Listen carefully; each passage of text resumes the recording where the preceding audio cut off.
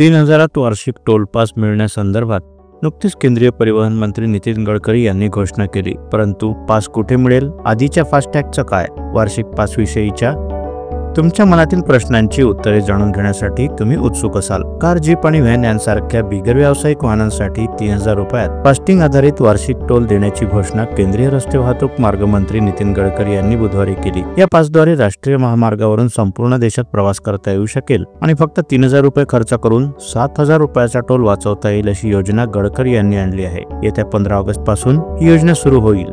याची मुदत 1 वर्षाकरिता किंवा 200 खेपा यापैकी आधी जे पूर्ण होईल तेवढी असेल। या पासमुळे राष्ट्रीय महामार्गावर केवळ 15 रुपये एवढाच टोल खर्च सामान्यांना येणार आहे। तर बघूया या संदर्भात आपल्या मनात असणाऱ्या प्रश्नांची उत्तरं। सर्वप्रथम, हा वार्षिक पास कुठे खरेदी करू शकतो?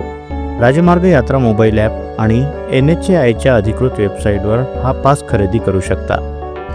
वार्षिक पास कसा चालू होईल? फास्टिंग आणि संबंधित वाहनाची पात्रता तपासल्यानंतरच हा सक्रिय केला जाईल। त्यानंतर वापरकर्त्याला राजमार्ग यात्रा ॲप किंवा NHAI वेबसाईटवर 3000 रुपये ऑनलाईन पेमेंट करावे लागेल, तेव्हा हा पास सुरू होईल। आधीपासूनच फास्टिंग असल्यास नवीन घ्यावा लागेल का? तर याचं उत्तर नाही असं आहे। सध्याच्या फास्टॅगवरच हा पास मिळेल। हा पास कोणत्या टोलवर चालेल? तर फक्त राष्ट्रीय महामार्ग आणि राष्ट्रीय द्रुतगती मार्गावरील टोल नाक्यांवर हा लागू होतो। राज्य महामार्ग किंवा स्थानिक राज्य संस्थांद्वारे चालविले जाणारे टोल नाके यावर हा पास लागू होणार नाही। अशा ठिकाणी फास्टिंग नियमित टोल प्रमाणेच असेल। हा पास सर्व वाहनांना आहे का? तर नाही। हा पास फक्त खासगी बिगर व्यावसायिक कार, जीप, व्हॅन यांसारख्या वाहनासाठी आहे। व्यावसायिक वाहनात वापर झाल्यास पास त्वरित निष्क्रिय केला जाईल। हा पास दुसऱ्या वाहनांवर वापरू शकतो का? तर याचं उत्तर नाही असं आहे। या पासचं हस्तांतरण करता येणार नाही। केवळ संबंधित फास्टिंग असलेल्या नोंदणीकृत वाहनावरच तो वैध आहे। हा टॅग फास्टिंग गाडीच्या समोरील काचेला लावणं आवश्यक असेल का? तर होय।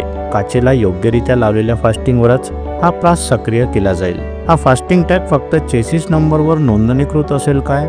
तर पाससाठी वैध वाहन नोंदणी क्रमांक आवश्यक आहे, तेव्हाच हा पास मिळेल। याबाबत 200 टोल कसे मोजले जाणार? तर पॉइंट आधारित टोल नाके, एक टोल नाक्यावरून गेले की एक प्रवास मानला जाईल। पुढे पाठीमागे राऊंड ट्रिप केल्यास 2 प्रवास भाडे समजले जातील। क्लोज टोलिंग प्रणाली, एक प्रवेश व एक निर्गम, एंट्री प्लस एक्झिट म्हणजे एक प्रवास मानला जाईल।